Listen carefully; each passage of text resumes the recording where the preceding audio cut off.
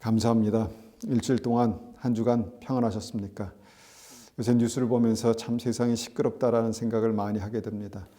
시끄럽습니다. 그런데 우리가 믿음의 사람들의 믿음으로 사는 것이 무엇일까요? 어떻게 믿음으로 서야 될까요? 우리는 우리의 삶의 여러 가지 바쁜 일에 매여서 참 분주하고 어렵지만 다시 한번 믿음으로 하나님의 시간이 어떻게 흘러가는지를 바라볼 수 있는 그 은혜가 우리에게 있기를 원합니다. 오늘 함께 나눌 말씀의 제목은요, 고난을 낭비하지 말라입니다. 고난을 낭비하지 말라. 고난, 없으면 없을수록 좋은 것 아닙니까? 그런데 고난을 낭비한다라는 말이 뭘까요? 본문으로 골로새서 1장 24절 한번 보겠습니다. 골로새서 1장 24절. 골로새서 1장 24절입니다. 1장 24절 말씀 보겠습니다. 나는 이제 너희를 위하여 받은 괴로움을 기뻐하고 그리스도의 남은 고난을 그의 몸된 교회를 위하여 내 육체에 채우노라. 자, 이 말씀 보니까 괴로움을 기뻐한다 이렇게 말씀합니다. 어떤 경우 이 괴로움을 기뻐할 수 있을까요? 우리가 힘들게 노동하면 그 대가로 또 월급을 받거나 아니면 사업에서 이윤을 남깁니다. 아마 그것이 큰 기쁨이 되겠죠. 여러분, 믿음에도 그런 일들이 있을 수 있지 않겠습니까? 믿음에서 고난이 그렇다는 것입니다.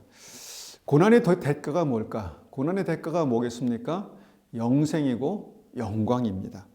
여러분, 십자가의 죽음이 지나가야, 십자가의 죽음을 통과해야 부활 생명이 역사한다. 계속해서 우리가 말씀을 통해서 보았습니다. 우리가 주님을 따르는 방법, 그것이 바로 자기 십자가를 지고 주님을 따를 수 있다. 주님께서 우리에게 말씀하셨죠. 그래서 그 십자가는요, 죽음 이후에 부활을 경험하는 게 믿음이다라는 것을 배울 수 있는 귀한 비밀입니다. 여러분, 좁은 문으로 들어가는 게 믿음이죠. 여기서 좁은 문이 무엇일까요? 바로 십자가고 바로 고난입니다. 많은 사람들이 이 고난 때문에 예수님을 나의 구주로 만나게 되는 것을 아십니까? 고난에서, 그 고난의 가운데에서 주님, 살아계시면 나를 붙들어 주십시오. 하나님의 은혜가 필요합니다. 그렇게 간절히 주님 앞에 갈망한 마음을 가졌을 때 주님께서 그들을 만나주시는 은혜가 있습니다.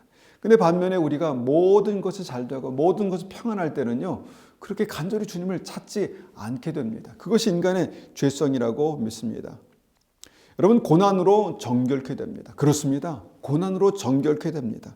고난으로 믿음이 견고해집니다. 믿음이 강해집니다. 그렇습니다. 고난은 은혜입니다. 그렇게 고난으로 좁은 문을 통과해서 어떻게 됩니까? 천국에 들어가는 것입니다. 그래서 사도 바울은 이 고난을 특별하게 봅니다. 어떻게 봅니까? 그리스도의 남은 고난이다. 예수님께서 그 고난을 통해서 우리에게 영생을 허락하신 것처럼 믿음으로 주님을 따르는, 자기 십자가를 지고 주님을 따르는 사람들에게 남겨진 십자가 고난이 반드시 있다라고 이렇게 말씀하십니다. 바울은 그 고난을 어떻게 합니까? 본인의 육체, 자기의 육체에 채운다라고 고백하는 것입니다. 왜 채워야만 할까? 왜 채울까? 여러분 생각해 보셨습니까? 이 고난의 축복이 무엇인지를 결정적으로 설명해 주는 말씀이 있습니다. 로마서 8장 17절입니다. 찾아보겠습니다. 로마서 8장 17절. 로마서 8장 17절입니다. 17절, 18절 받들어 읽겠습니다.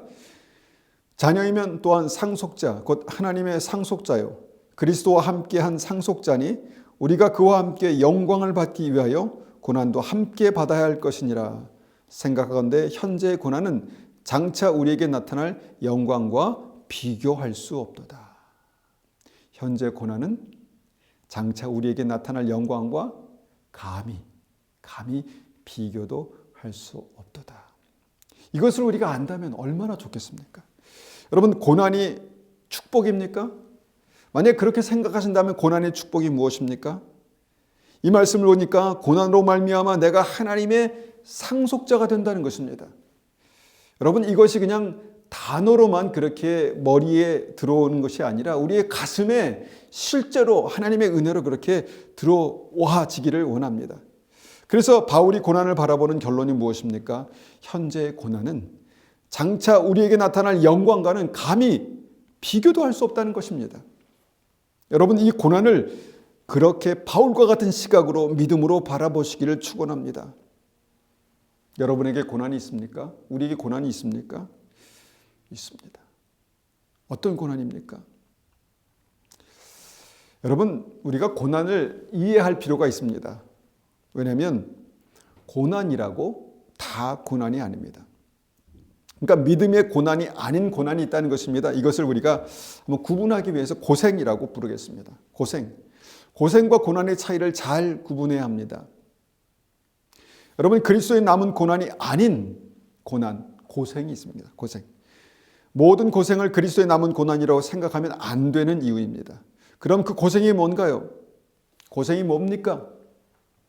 내 삶에 어려운 그 일들, 그 고난은 고생입니까? 그리스도에 남은 고난입니까? 고생이 뭔가? 고생은요, 내가 죄와 욕심으로 만들어낸 결과물입니다. 내 죄와 내 욕심으로 막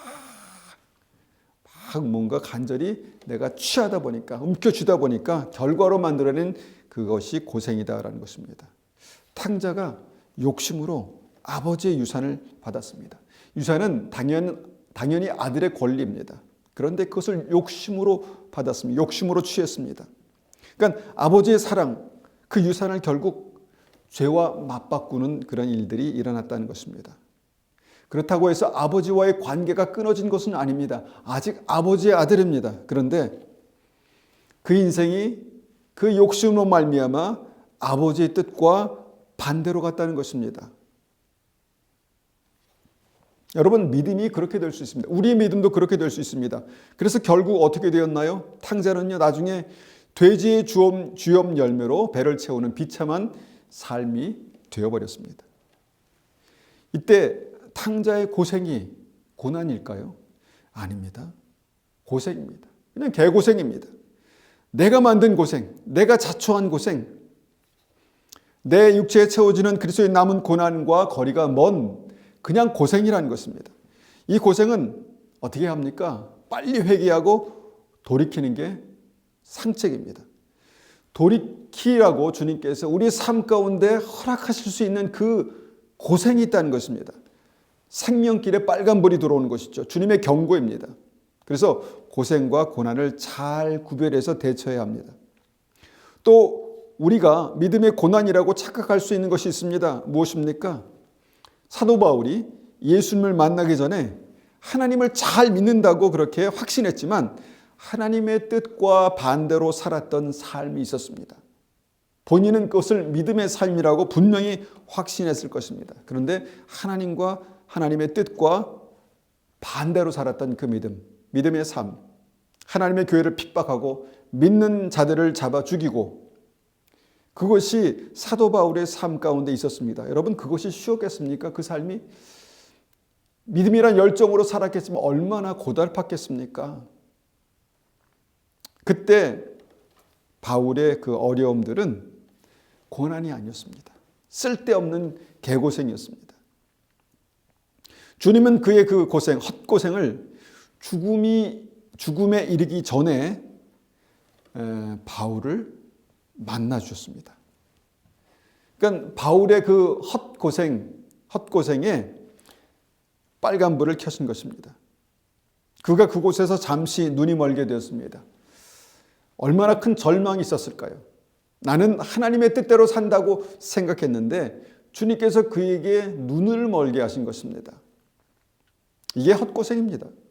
이게 빨간불입니다. 그래서 우리가 그런 헛고생을 할 수도 있다는 것입니다. 사도 바울이 바울 되기 전에 사울이었을 때 그런 헛고생을 한 것처럼 우리도 그럴 수 있습니다.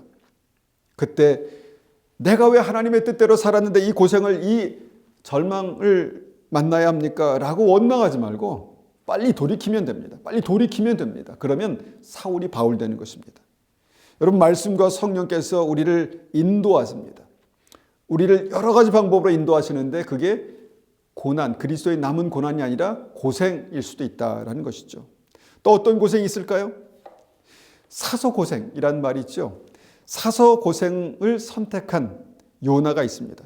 요나는 선지자였습니다. 하나님의 사람이었습니다. 하나님을 믿는 믿음이 있었습니다. 그런데 그 믿음이 어떻게 됐습니까? 믿음에 고집이 있었습니다. 고집. 그러니까 죽지 않은 자아가 그 믿음에 남아 있었다는 것입니다. 그가 선지자였는데도 불구하고 우리가 크리스찬인 사람들, 크리스찬인 분들도 일본 사람을 미워할 수 있습니다. 뭐 그럴 수 있습니다. 그런데 당시 이스라엘 민족 요나가 살던 시대 사람들이 니느웨 사람들을 미워하는 미움이 있었다는 것입니다. 하나님께서 니느웨에 가서 복음을 전하라고 말씀하시는데 요나가 어떻게 합니까? 가기를 싫어합니다. 반대편 다시스로 갑니다. 여러분 믿음이 있었지만 불순종을 선택할 수 있습니다. 그럴 수 있죠. 그래서 어떻게 됩니까? 하나님께서 그를 고래 뱃속에 던지셨습니다. 풍랑을 만나게 하시고 정죄를 당하게 하시고 고래 뱃속에 던져지게 했습니다. 그리고 고래 뱃속에서 죽을 고생을 하고 나서야 회개하게 되었습니다. 여러분 우리 자아는요 쉽게 돌이키려 하지 않습니다. 쉽게 회개하려 하지 않습니다. 그러니까 스스로 그런 고생을 선택할 수 있다는 것이죠. 그래서 무엇입니까? 만약 우리가 탕자의 길을 가고 있다면 더 망가지기 전에 회개하고 그 고생의 끝을 내야 합니다. 우리가 사울의 길, 바울이 되기 전에 사울의 길을 가고 있다면 우리는 하나님께서 우리에게 빨간불을 켰을 때 빨리 돌이켜야 합니다. 우리가 다시스로 가는 요나의 길을 가고 있다면 바다에 던져지기 전에 회개하고 돌이켜야 합니다.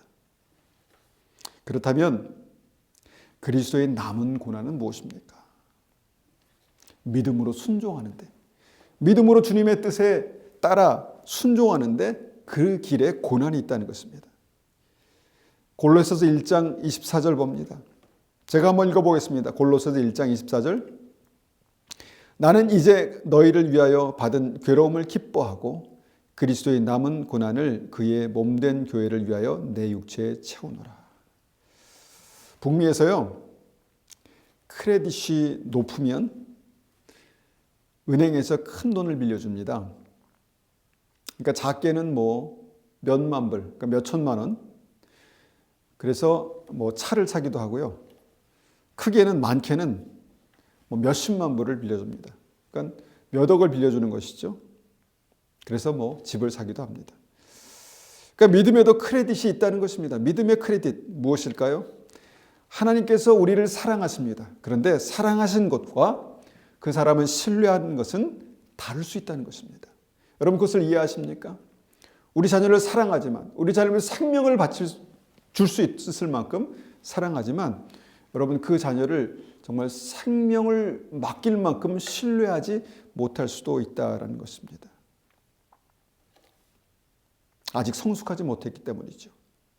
믿음에도요, 하나님께서 주시는 크레딧이 있다는 것입니다. 근데 그 크레딧은 무엇입니까? 고난을 통해서 쌓인다는 것입니다. 여러분 골로새서 1장 24절 말씀은요, 사도 바울이 로마 감옥에 갇혔을 때 옥중서신으로 기록된 말씀입니다.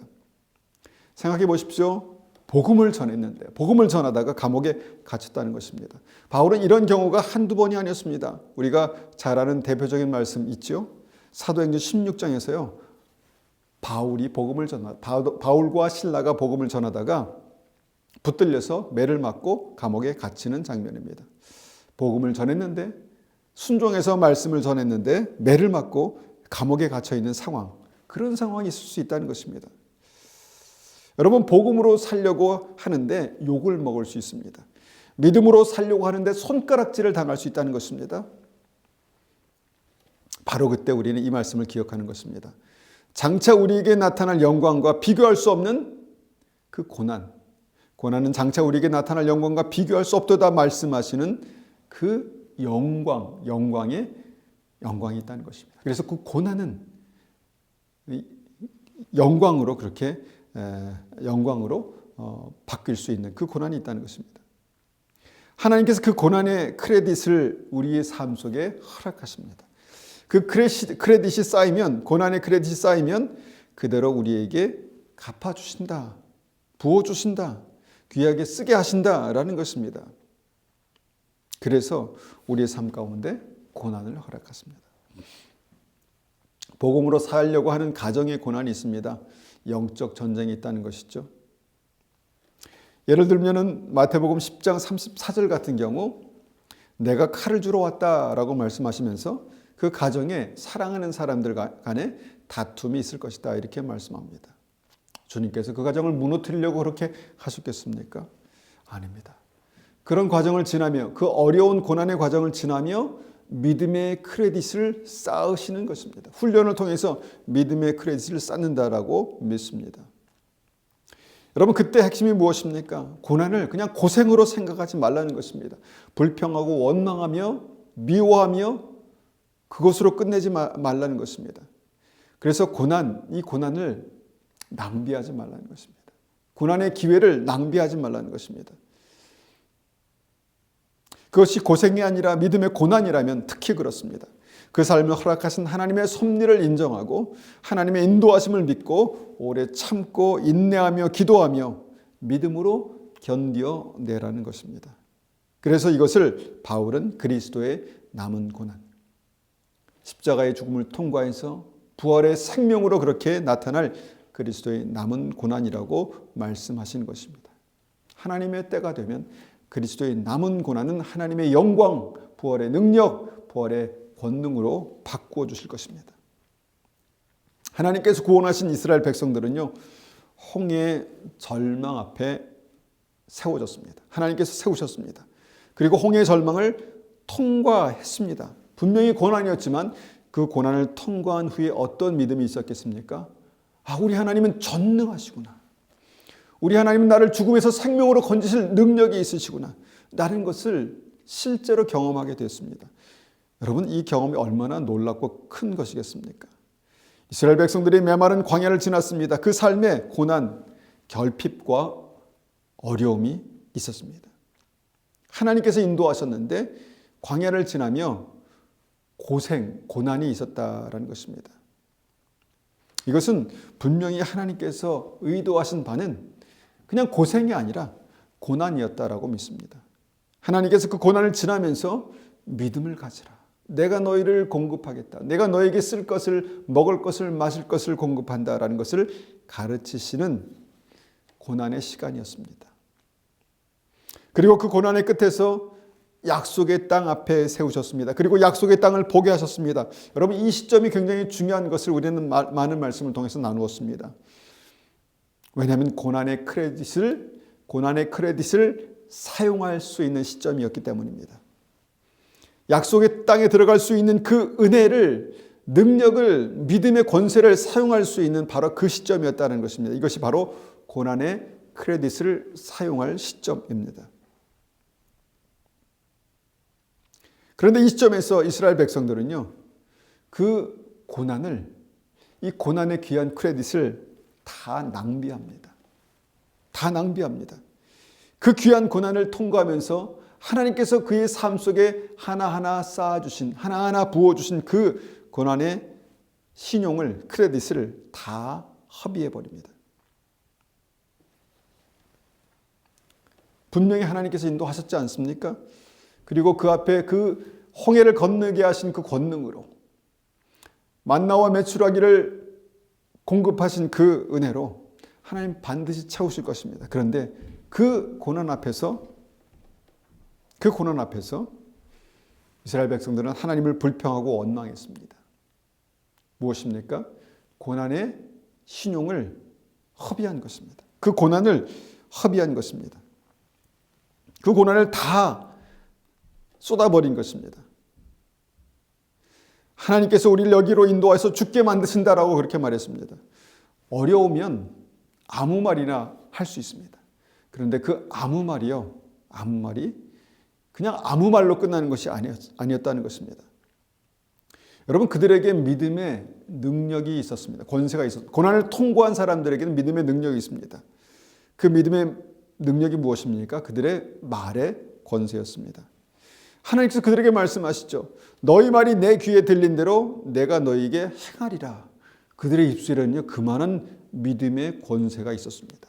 이 고난을 통과한 믿음의 백성들에게는요 그 믿음의 권세가 있었다는 것입니다. 이것이 말의 권세였습니다. 그런데 그 말을 어떻게 쏟아버립니까? 그 은혜를 어떻게 쏟아버립니까? 하나님을 원망하고 불평하는 것으로, 그래서 하나님께서 너희의 그 믿음의 말이 불신이지만 불신앙의 말이 내 귀에 들린 대로 그 믿음의 권세대로 그렇게 너에게 행하겠다 이렇게 말씀하십니다. 이스라엘 백성들은요, 그 믿음의 권세, 하나님께서 주신 그 고난의 크레딧을 그렇게 낭비해 버렸습니다. 여러분, 그렇게 고난으로 채우신 하나님의 은혜를 다 쏟아 부어 버리니까 어떻게 됐습니까? 2년에 채울 수 있는 그 고난의 축복을요, 다 쏟아버리고요, 다시 그것을 채우려고 36년의 광야길로 들어간 것입니다. 이것이 바로 이스라엘의 그 광야 40년의 의미입니다.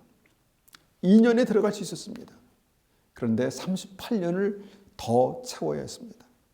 믿음을 보수하고 다시 그 믿음 위에 그 고난을 통해서, 그 광야의 고난을 통해서 그 고난의 크레딧을 다시 쌓아야만 했습니다. 여러분, 우리의 예수님은요,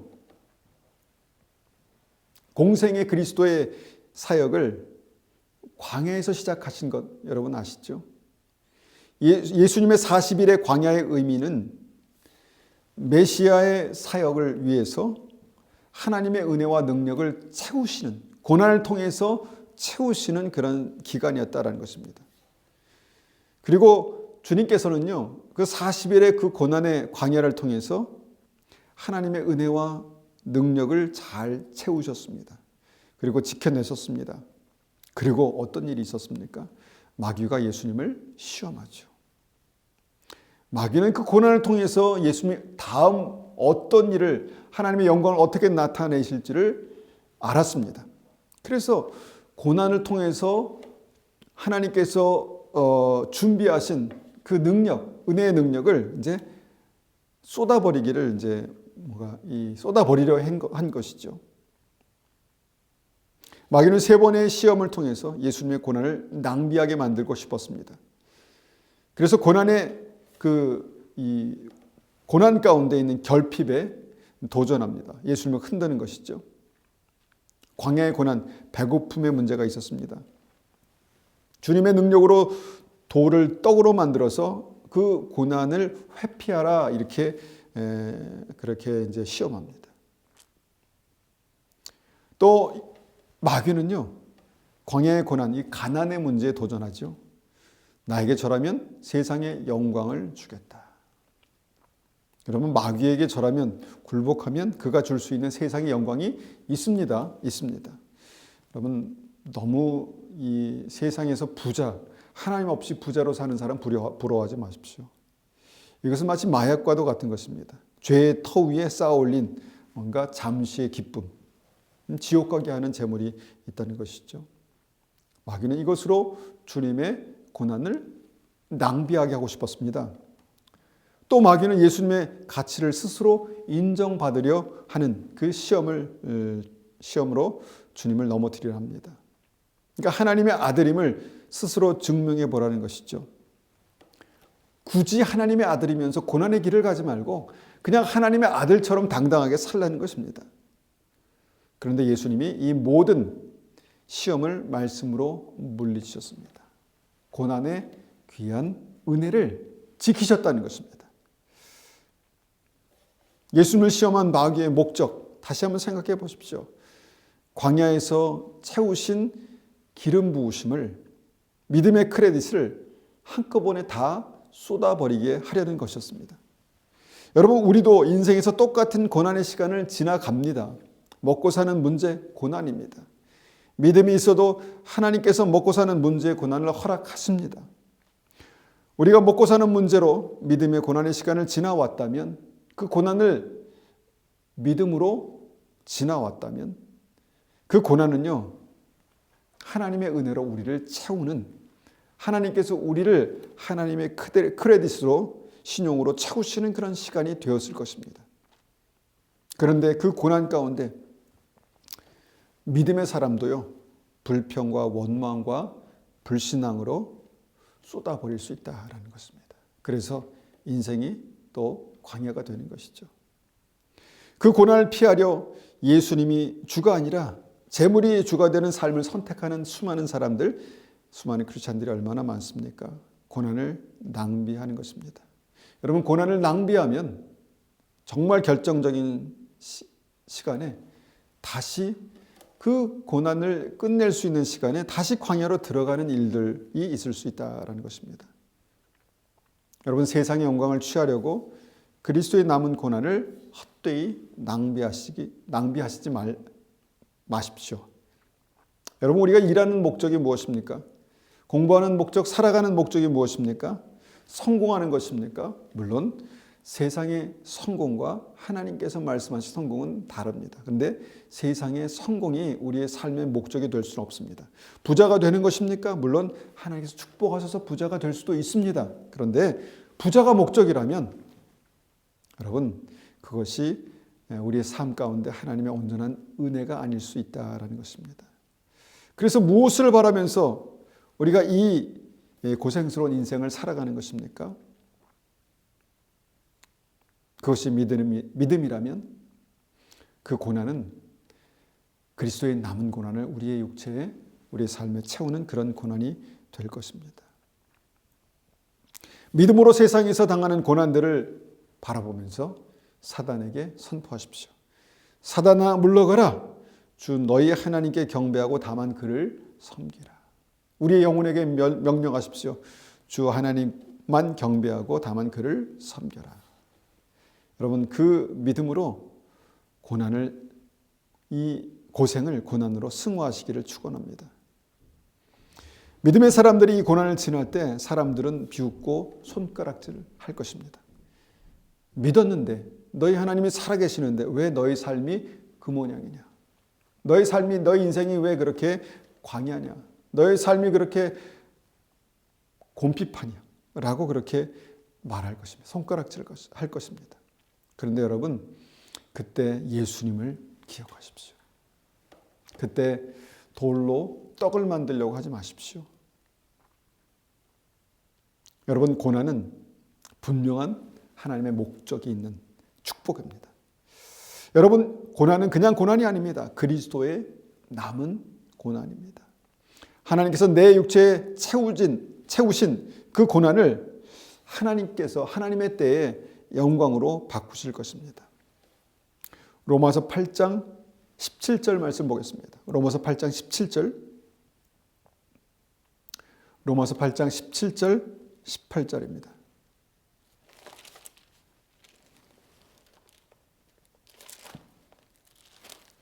로마서 8장 17절, 18절입니다.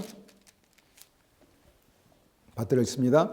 자녀이면 또한 상속자, 곧 하나님의 상속자요, 그리스도와 함께한 상속자니 우리가 그와 함께 영광을 받기 위하여 고난도 함께 받아야 할 것이니라. 생각건대 현재의 고난은 장차 우리에게 나타날 영광과 비교할 수 없도다. 여러분, 이 고난을 낭비하지 마십시오. 고난을 고생으로 여기지 마십시오. 만약 그 고생이 탕자가 선택한 고생이라면 빨리 회개하고 고생을 끝내십시오. 만일 그것이 사울이 바울 되기 전에 그 고난이라면 그 고난의 길에서 예수님을 만나십시오. 만일 그것이 내 마음의 미움과 정죄를 벗어버리지 못하는 요나의 불순종의 고난이라면 풍랑이 일어서 고래 뱃속에 던져지기 전에 주님께 나오십시오. 쳐서 복종시키십시오. 결론입니다. 내 삶의 고생을 그리스도의 남은 고난으로 승화하시기를 바랍니다. 축원합니다. 그리고 나의 고난을 그리스도께서 나에게 남겨주신 유산으로 분명히 바라보시기를 원합니다. 주님께서 내 삶에 채우신 고난은 그 고난이 우리의 삶 가운데 너무너무 소중한 이유입니다. 여러분, 그것을 불평과 원망으로 낭비하지 마시기를 축원합니다. 내 삶에 그리스도의 남은 고난이 채워지면 하나님의 때에 내 삶에 하나님의 영광을 반드시 나타나게 될 것입니다. 하나님께서 그 고난을, 나의 모든 고난을 하나님의 영광으로 바꾸실 것입니다. 그 은혜가 우리 삶 가운데 있기를 축원합니다. 한번 같이 이 말씀을 가지고 기도하겠습니다. 아버지 하나님, 우리가 믿었지만, 우리가 예수님을 나의 구주로 영접하고 하나님의 자녀가 됐지만 여전히 우리의 삶 가운데 고난이 있습니다.